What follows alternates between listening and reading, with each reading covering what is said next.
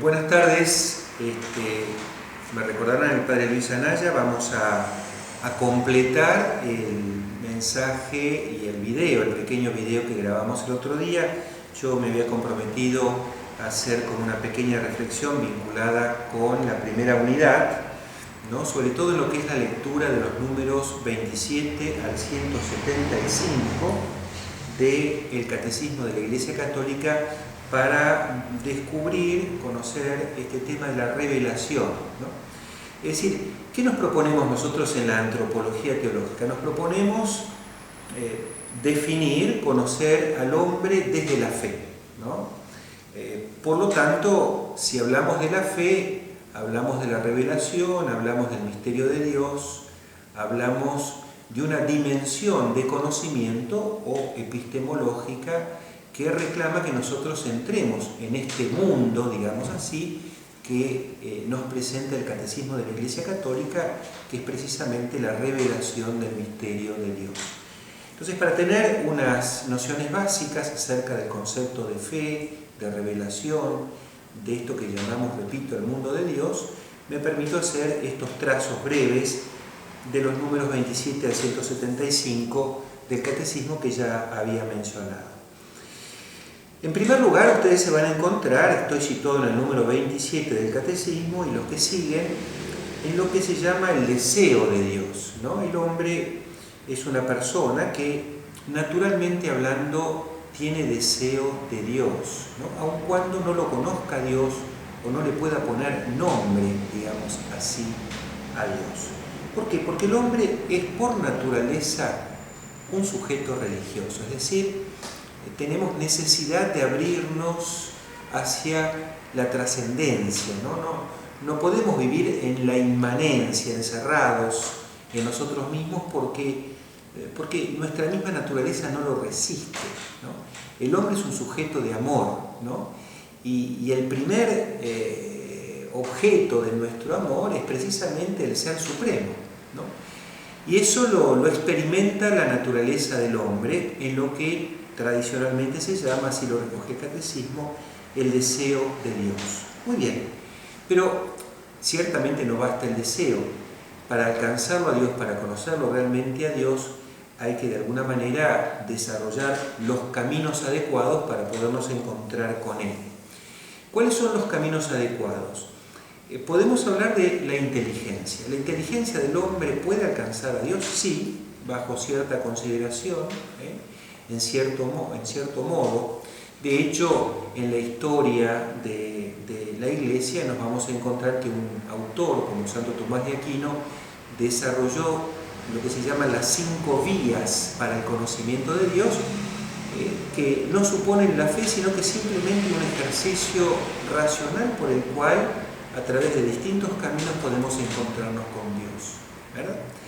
Pero claro, de modo mucho más específico, es la fe la que nos ayuda a encontrarlo a Dios.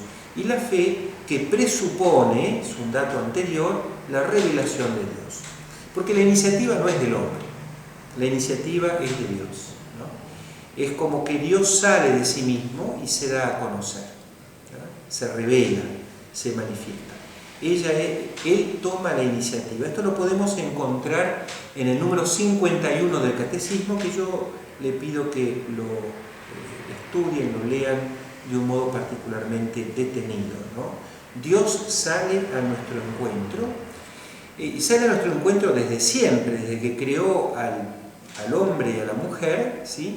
De distintas maneras, en distintos tiempos, ¿verdad? Pero sale a nuestro encuentro de un modo pleno, único, insuperable, con Jesucristo. Porque con Jesucristo se cumple lo que nosotros llamamos la plenitud de los tiempos. Y significa precisamente que Dios, el Hijo de Dios, la segunda persona divina, se encarna, se hace hombre y se manifiesta visiblemente, ¿no? Dios, que de por sí es invisible, en Cristo se manifiesta visiblemente. De modo que a Dios lo podemos conocer de un modo, repito, único en la persona de Jesucristo. Muy bien. Y esta revelación, esta comunicación de Dios, este darse a conocer de Dios que tiene una plenitud en Jesucristo, ¿cómo se va transmitiendo luego? Bueno, por lo que llama el catecismo la tradición apostólica, ¿no? Ustedes recordarán que Jesucristo, una de las primeras cosas que hace cuando comienza su vida pública es reunir un grupo de discípulos, de los cuales algunos van a ser apóstoles. Y a esos apóstoles les encomienda la continuidad de la revelación de lo que él había dicho y de lo que él había hecho. Muy bien, y así lo hacen los apóstoles. Jesús asciende al cielo, ya no está más visiblemente entre nosotros. Entonces los apóstoles, la iglesia, van a continuar transmitiendo de generación en generación lo que Dios en Jesucristo había comunicado. ¿Cómo lo hace? Oralmente, en la tradición oral, y por escrito, en lo que nosotros conocemos como la Biblia, ¿sí?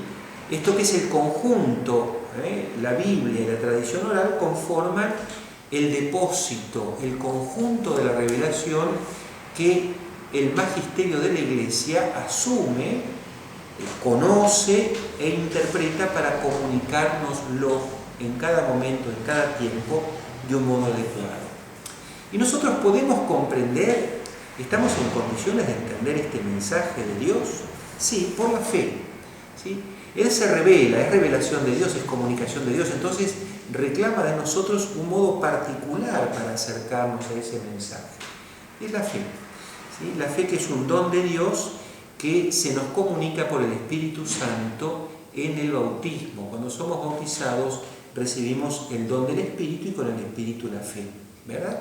Entonces, en la medida en que yo, digamos, tengo fe y trato de crecer en la fe, es decir, de ir comprendiendo más y mejor las cosas de Dios, leyendo la Biblia, ¿no? Tratando de meterme, de introducirme en la comunicación de las cosas de Dios, bueno, yo voy a ir creciendo en lo que se llama la inteligencia de la fe, ¿sí? Precisamente la fe y este crecimiento en la inteligencia de la fe es la respuesta que el hombre le da a Dios, a su revelación. Tenemos dos modelos de esta fe, ¿no? De esta respuesta en la historia. Situamos en el Antiguo Testamento, es decir, en la antigüedad, en el pueblo judío, a Abraham. Lo llamamos nuestro padre en la fe. Pueden ver en el Génesis, la Biblia, capítulo 12 y siguientes, que dice acerca de Abraham. Y después en el Nuevo Testamento le encontramos a María, a la Virgen María, a la Madre de Dios, que es modelo en la fe porque ella asume esa maternidad divina en la comunicación y solicitud que Dios hace a ella acerca de ser la Madre de Dios, ¿no?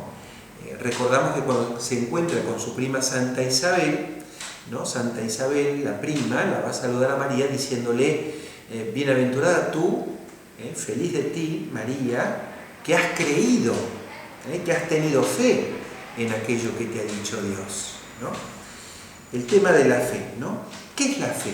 Y la fe es el asentimiento libre que nosotros, los hombres, le prestamos a Dios en lo que Él nos dice, ¿no? Todo aquello que Él nos comunica, nosotros libremente lo creemos asintiéndolo desde la fe, ¿sí? Le digo a Dios: sí, Señor, yo creo en esto, esto es la fe. ¿Y qué es este acto de asentimiento? Bueno, es un acto humano, lo hacemos cada uno de nosotros, es el hombre el que tiene fe, pero es un acto que nace de la gracia, ¿no? Es decir, de la presencia del Espíritu Santo en nosotros. Que además tiene una característica fundamental. La fe nunca es individual, es decir, sí, soy yo el que tengo fe, pero la fe no es una cuestión como mía, mi fe, no, es la fe de la Iglesia, ¿no? Es participar en un tesoro, en un don común que Dios da a su Iglesia, que es el don de la fe. Yo participo de la fe de la Iglesia, por eso no se puede realmente asentir a la verdad de Dios si no es en la fe de la Iglesia, es decir, como miembro de la Iglesia, como parte de la Iglesia, que lo comienzo a hacer con el bautismo. Bueno, Entonces, en esta revelación de la verdad de Dios, que yo creo por la fe, nosotros en su momento vamos a decir que la realidad del hombre, y decimos así, el misterio del hombre, en definitiva, solo se puede conocer a la luz del misterio del Verbo encarnado, que es Jesucristo. Es decir, definir al hombre, definir lo que el hombre es, reclama del orden de la fe. Bueno, los invito a introducirse en estos números del catecismo. Espero que esta pequeña explicación pueda ayudarlos en la lectura. Muchas gracias.